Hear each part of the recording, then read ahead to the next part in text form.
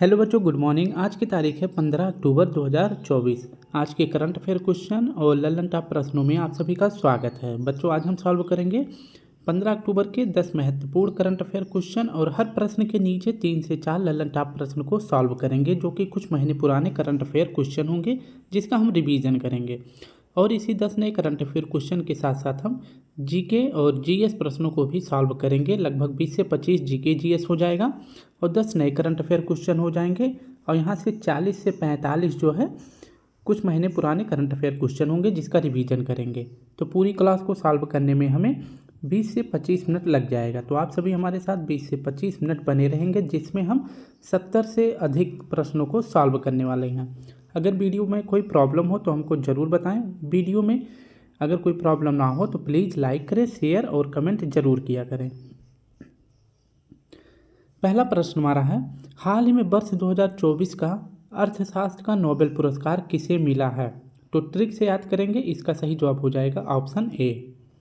इसकी अगर व्याख्या देखें तो अर्थशास्त्र का नोबेल पुरस्कार 2024 अगर पूछे किसे मिला है तो यह मिला है एस मोगलू को, जॉनसन को और रॉबिन्सन को। तो 3 व्यक्तियों को मिला है और ये तीनों व्यक्ति कहाँ के हैं? यूएसए के तीनों व्यक्ति हैं। इसे ट्रिक से कैसे याद रखेंगे? जॉनसन और रॉबिन्सन, इन दोनों के पीछे देख सकते हैं आप सन लगा है, ठीक है। ये हो जाएगा हमारा सन, यहाँ से याद रखेंगे। और किसके लिए? अर्थशास्त्र के लिए अगर मिला है तो अर्थशास्त्र का मतलब हो जाएगा इकोनॉमी यानी मनी के लिए मिला है। किसे मिला है? तो 2 सन हो जाएंगे और एक हो जाएगा एस। जिसके पास मनी होगा उसका बेटा क्या करेगा? ऐश करेगा यानी मौज करेगा, ठीक है। तो मनी सन ऐश, जिसके पास मनी होगा उसका बेटा यानी सन मौज करेगा यानी ऐश करेगा। तो ये ट्रिक हो जाएगा, ठीक है। तो इसे ध्यान से देखेंगे। एस मोगलू, जॉनसन और रॉबिन्सन, इन तीनों को जो है अर्थशास्त्र का नोबेल पुरस्कार 2024 में दिया गया है, जिसकी ट्रिक है मनी सन ऐश ट्रिक। ये इसकी ट्रिक है, याद रखेंगे, ठीक है। अगर बात करते हैं कि जो ये अर्थशास्त्र का नोबेल पुरस्कार है इसकी शुरुआत कब होती है, तो इसकी शुरुआत होती है 1968 में। और बाकी के जो 5 और नोबेल पुरस्कार दिए जाते हैं, जैसे शांति का हो गया, फिजिक्स, भौतिक, केमिस्ट्री, ये सभी कब दिए जाते हैं?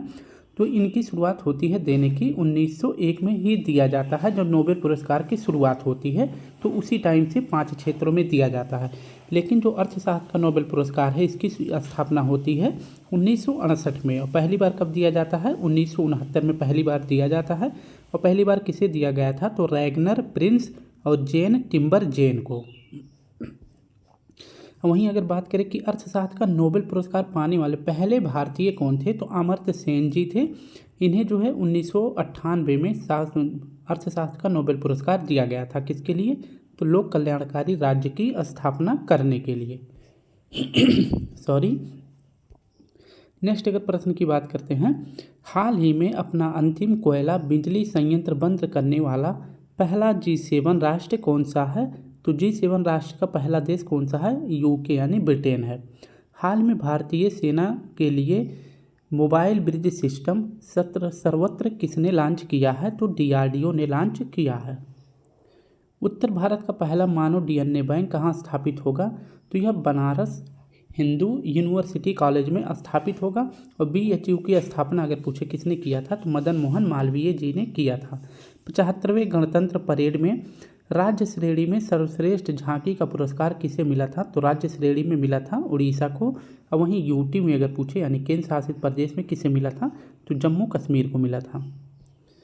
दूसरा प्रश्न है, हाल ही में चर्चा में रही अनलीज्ड पुस्तक का संबंध किससे है? तो ये पुस्तक किसकी है? तो इसका सही जवाब हो जाएगा बोरिस जॉनसन का। इसकी अगर व्याख्या देखें तो अनलीज्ड पुस्तक अगर पूछे यह किसकी पुस्तक है, तो यह बोरिस जॉनसन की पुस्तक है।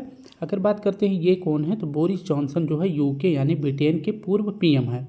और इस पुस्तक में उल्लेख किया गया है भारत और इंग्लैंड के बीच अच्छे संबंधों का। और इसी पुस्तक में बोरिस जॉनसन ने मोदी जी को एक जिज्ञासु व्यक्ति भी बताया है। वहीं कुछ महत्वपूर्ण पुस्तकों को देख लेते हैं, जैसे सोर्स कोड किसकी पुस्तक है? तो यह बिल गेट्स की पुस्तक है, लेकिन यह कब आएगी? तो 2025 में यह लॉन्च होगी। नेक्स्ट है बी कमिंग पुस्तक किसकी है? तो मिशेल ओबामा जी की है, जो कि बराक ओबामा की वाइफ हैं। द आइडिया ऑफ डेमोक्रेसी पुस्तक किसकी है? सैम पित्रोदा की। One life is not enough Natwar Singh की है, इनके भी हाल ही में मृत्यु यानी डेथ हुई है, तो याद रखेंगे, चर्चा में है, हो सकता है इनकी पुस्तक भी पूछ ले। आई हैव द स्ट्रीट्स किसकी पुस्तक है, तो आर अश्विन जी की है, जो कि क्रिकेटर हैं। हाल ही में 2024 हुरन इंडिया अंडर 35 की सूची में शीर्ष स्थान किसे मिला है, तो पहला स्थान मिला है अंकुश सचदेवा जी को। और वहीं पूछे कि पहला स्थान हुरन इंडिया अंडर 35 में महिला में पहला स्थान किसको मिला है, तो ईशा अंबानी को मिला है। और अलख पांडे सर को इसमें जो है 23वां स्थान मिला है। हाल ही में खेलो इंडिया यूथ गेम्स 2023 में सर्वाधिक पदक किसने जीता है, तो महाराष्ट्र ने जीता है। और खेलो इंडिया यूथ गेम्स 2023 का आयोजन पूछे कहाँ किया गया था, तो तमिलनाडु के 4 स्थानों पर किया गया था, जिसका शुभंकर था वीर मंगाई।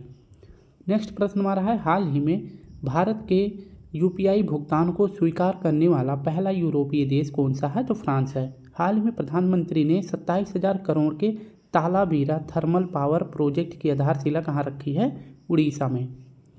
तीसरा प्रश्न है, हाल ही में एटीपी संघाई मास्टर्स 100 का पुरुष एकल खिताब किसने जीता है, तो यह जीता गया है जेनिक सिनर के द्वारा।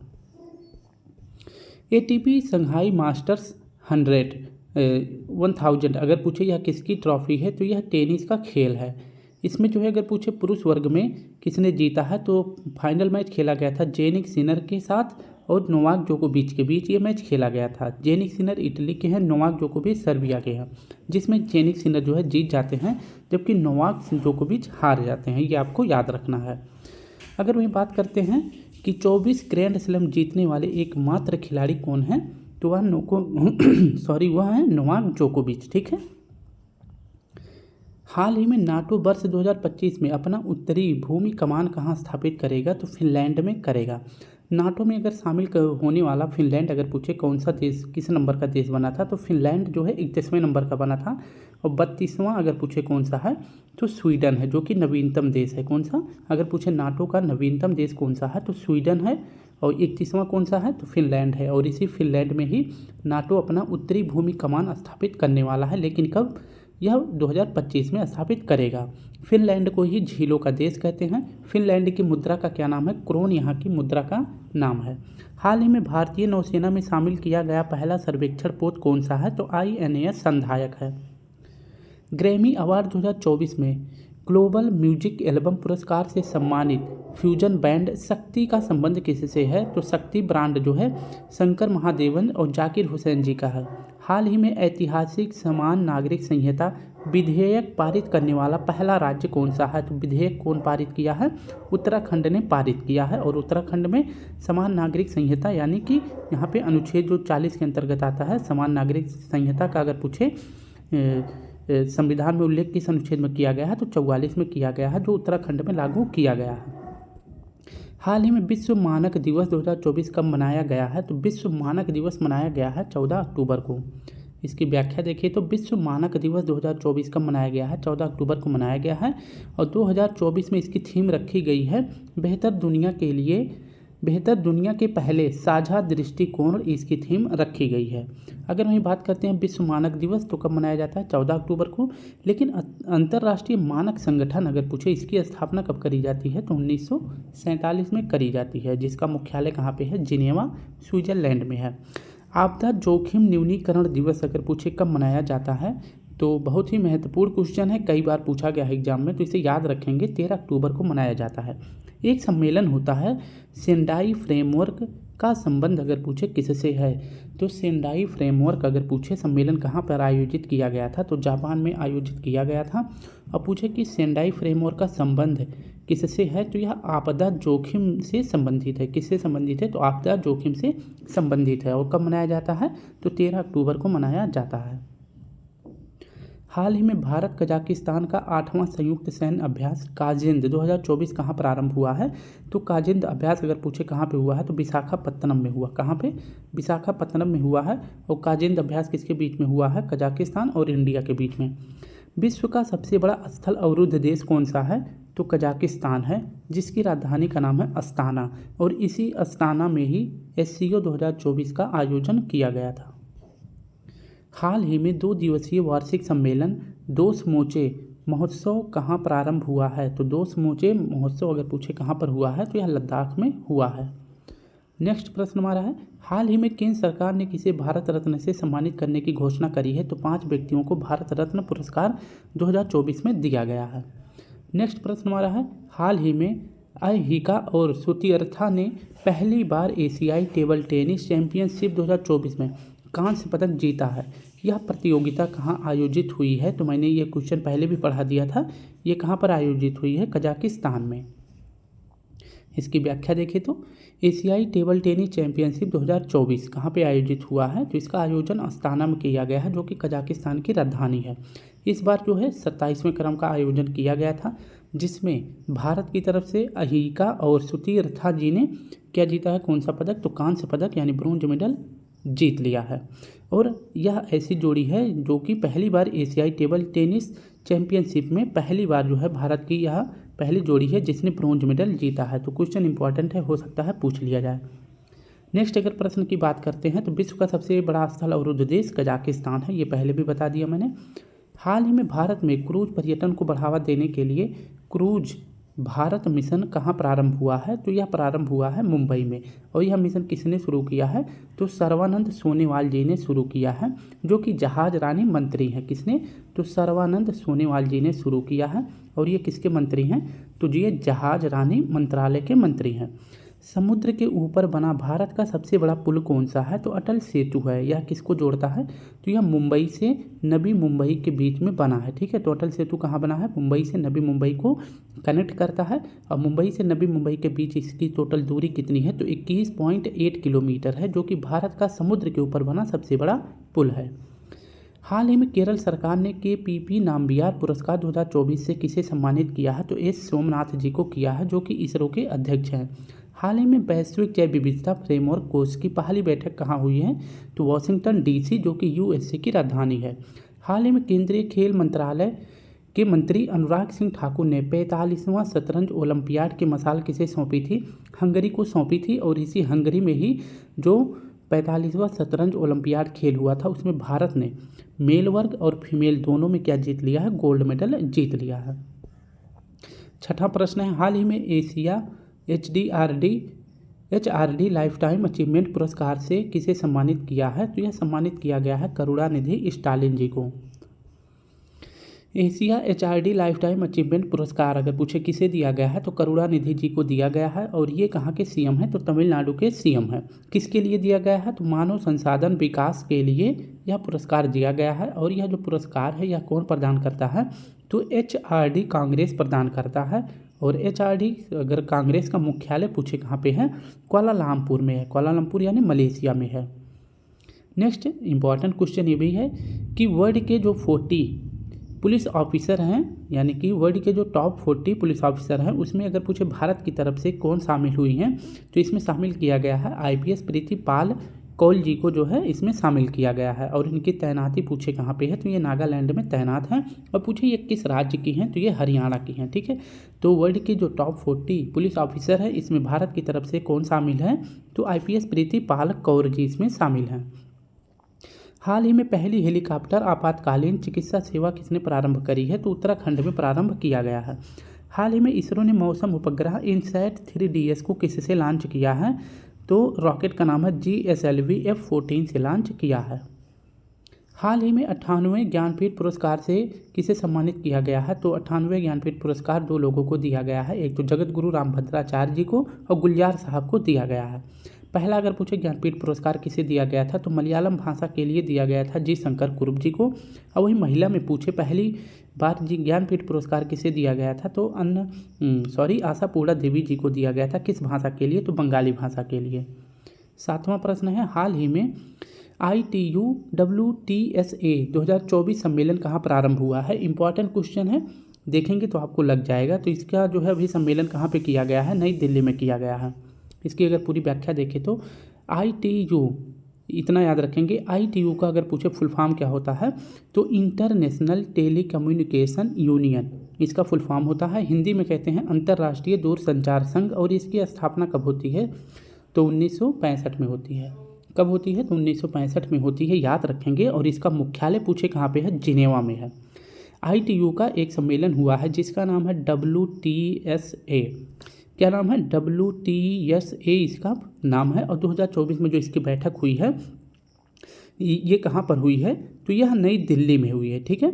लेकिन इसका फुल फॉर्म देखते हैं तो world telecommunication standardization assembly इसका फुल फॉर्म होता है। हिंदी में कहते हैं विश्व दूर संचार मानकीकरण सभा। और यह जो इसकी बैठक हुई है ITU की WTSA बैठक जो हुई है यह पहली बार हुआ है अपने भारत में, ठीक है। इसकी स्थापना हुई थी 1965 में, लेकिन पहली बार इसका आयोजन भारत में किया गया है। लगभग 150 वर्षों में पहली बार हुआ है। और इसकी बैठक कहाँ पे हुई है? नई दिल्ली में हुई है। और इस बैठक में किस पर चर्चा होगा? तो 6G AI यानी आर्टिफिशियल इंटरनेट और साइबर क्राइम पर इस पर चर्चा होने वाली है, ठीक है। तो ये इंपॉर्टेंट क्वेश्चन है, याद रखेंगे, क्योंकि इसकी जो है स्थापना होने के बाद पहली बार अपने भारत में इसकी बैठक नई दिल्ली में हो रही है। अंतर्राष्ट्रीय अहिंसा दिवस 2024 कब मनाया गया है? 2 अक्टूबर को। हाल ही में प्रवासी प्रजाति संरक्षण सम्मेलन कहाँ आयोजित हुआ है? उज्बेकिस्तान में। और इसी को CMS COP14 भी कहते हैं। हाल ही में BPCL किस भारतीय हवाई अड्डे पर देश का पहला हरित हाइड्रोजन स्थापित करेगा? तो कोच्चि में स्थापित करेगा। हाल ही में बहुराष्ट्रीय सैन्य अभ्यास शांति प्रयास 4 कहाँ प्रारंभ हुआ है? तो नेपाल में प्रारंभ हुआ है। 8वां प्रश्न है, हाल ही में सेना ने बहुलक्ष्य विस्फोट उपकरण अग्निअस्त्र कहाँ लॉन्च किया है? तो अग्निअस्त्र लॉन्च किया गया है सिक्किम में। इसकी अगर व्याख्या देखें तो अग्निअस्त्र इसको लॉन्च कहाँ किया गया है? तो गंगटोक में किया गया है, जो कि सिक्किम की राजधानी है। अगर पूछे किसने लॉन्च किया है तो सेना के प्रमुख उपेंद्र द्विवेदी जी ने इसको लॉन्च किया है। किसे? तो अग्निअस्त्र को लॉन्च किया है सिक्किम में, ये आपको याद रखना है। अग्नि क्या है? तो अग्नि एक मल्टीपल टारगेट है, यानी कि कहीं मतलब कई जगहों पे मान लीजिए दुश्मन ने अपने कुछ लगा दिए हैं, मान लीजिए इनका बंकर है या फिर इनका कोई टारगेट है, मिसाइल टैंक है, तो एक ही साथ जो है इस अग्नि से एक ही साथ इन सभी को ध्वस्त किया जा सकता है, ठीक है। तो इसी को बोलते हैं एक साथ एक ही बार में कई टारगेट को भेद देना, उसे ही बोलते हैं मल्टीपल टारगेट। तो यह क्या है? मल्टीपल टारगेट को मारने में सक्षम है। और क्या बंकरों को भी, यानी कि जो गुफाएं होती हैं उसके अंदर भी जो आतंकवादी या फिर उनकी कोई फौज होती है तो उसको भी नष्ट किया जा सकता है, तो बंकर को भी नष्ट कर सकता है। और ये जो अग्नि अस्त्र है यह एक पोर्टेबल डिवाइस है, यानी कि छोटा सा डिवाइस है, इसको आप कहीं भी ले जा सकते हैं। वहीं अगर पूछ लेते हैं कि जो एक पोर्टेबल एयर ड्रॉप हॉस्पिटल जिसका निर्माण भारत में किया गया था, इसका सफल परीक्षण जो है कहाँ किया गया था? तो आगरा में किया गया था। और इसका क्या नाम था? तो भीष्म था। अभी जो है जब मोदी जी यूक्रेन की यात्रा पर गए थे तो यही पोर्टेबल एयर ड्रॉप हॉस्पिटल जो है जिसका नाम भीष्म है, तो भीष्म को गिफ्ट किसने दिया था? मोदी जी ने यूक्रेन को दिया था, ठीक है। तो अग्नि अस्त्र का सफल परीक्षण गंगटोक में किया गया है। ये मल्टीपल टारगेट को भेदने में सक्षम है, पोर्टेबल डिवाइस है और बंकर को भी नष्ट कर सकता है। अब अगर बात करते हैं कि 36वां संविधान संशोधन 1975 में हुआ था, तो 36वां संविधान संशोधन 1975 में कौन सा राज्य भारत का अभिन्न अंग बना? तो सिक्किम पहले जो है ये भारत का अंग नहीं था, ठीक है। तो ये भारत का अंग नहीं था, लेकिन 36वां संविधान संशोधन 1975 में सिक्किम को भारत में मिला लिया गया था, ठीक है। तो इसका सही जवाब हो जाएगा सिक्किम। नेक्स्ट प्रश्न हमारा है, हाल ही में सशस्त्र बल चिकित्सा सेवा महानिदेशक का पदभार संभालने वाली पहली महिला अधिकारी कौन है? आरती सरीन है। रिया सिंघा कौन है? तो मिस वर्ल्ड 2024 बनने वाली भारत की ये रिया सिंघा है, 2024 में मिस वर्ल्ड इंडिया बनी है। आतिशी मारलेना दिल्ली की तीसरी महिला मुख्यमंत्री बनी है। प्रीति रंजक यह आर्मी की पहली महिला सूबेदार नियुक्त हुई हैं। हाल ही में अंतर्राष्ट्रीय मातृभाषा दिवस कब मनाया गया है? तो 21 फरवरी को मनाया गया है। हाल ही में भारत क्रिकेट टीम ने किसके विरुद्ध T20 में दूसरा सबसे बड़ा स्कोर बनाया है? बंदर बना दिया था भारत की टीम ने मार के किसको? बांग्लादेश को, ठीक है। तो अब देख लेते हैं इसका। इंडिया और बांग्लादेश के बीच में एक मैच होता है, किस स्टेडियम में? तो राजीव गांधी क्रिकेट स्टेडियम में होता है और यह स्टेडियम हैदराबाद में है, जिसमें भारत ने टोटल 297 स्कोर बना दिया, ठीक है। और यह T20 में दूसरा सबसे बड़ा स्कोर है। अगर पूछेंगे पहला कौन सा है, तो पहला स्कोर बनाया गया था नेपाल और मंगोलिया जब दोनों आमने सामने खेल रहे थे, जिसमें नेपाल ने मंगोलिया के खिलाफ 314 रन का स्कोर दे दिया था। तो यह वर्ल्ड का सबसे बड़ा T20 में स्कोर है। और दूसरे नंबर पर अपने भारत का हो गया है 297 स्कोर, ठीक है। तो इसमें जो है बांग्लादेश हार जाता है, भारत जीत जाता है। अगर हमें पूछे कि भारत का सबसे बड़ा अब तक का स्कोर कौन है, तो ये भी 297 ही है। नेक्स्ट हमारा प्रश्न है, हाल ही में लोकसभा अध्यक्ष ओम बिरला ने हर घर दुर्गा अभियान कहाँ प्रारंभ किया है? तो महाराष्ट्र में। हाल ही में त्रिपक्षीय अभ्यास दोस्ती का 16वां संस्करण कहाँ प्रारंभ हुआ है?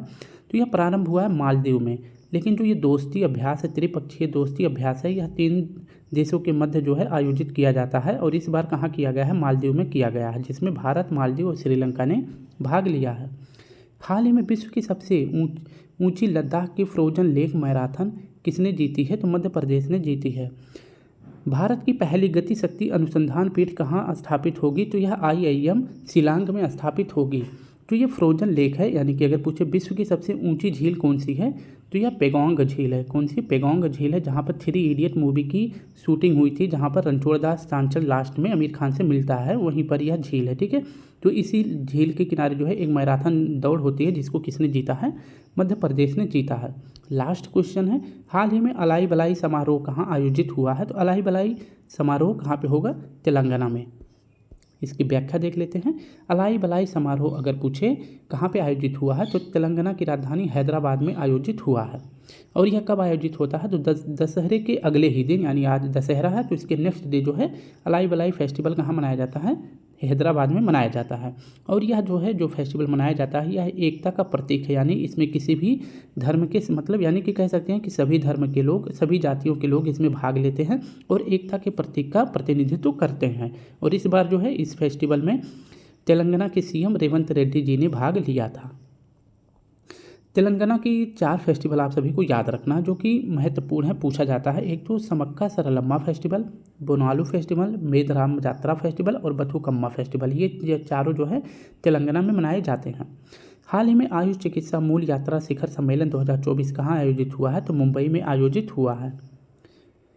हाल ही में देश के लोकपाल पद पर किसे नियुक्त किया गया है? तो देश के लोकपाल पद पर नियुक्त किया गया है अजय मानिक राव जी को।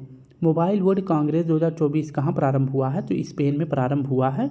नेक्स्ट प्रश्न हमारा और आज का आखिरी है, दुनिया की पहली वैदिक घड़ी का उद्घाटन कहाँ किया गया है? तो महाकाल की नगरी उज्जैन नगर में स्थापित किया गया है।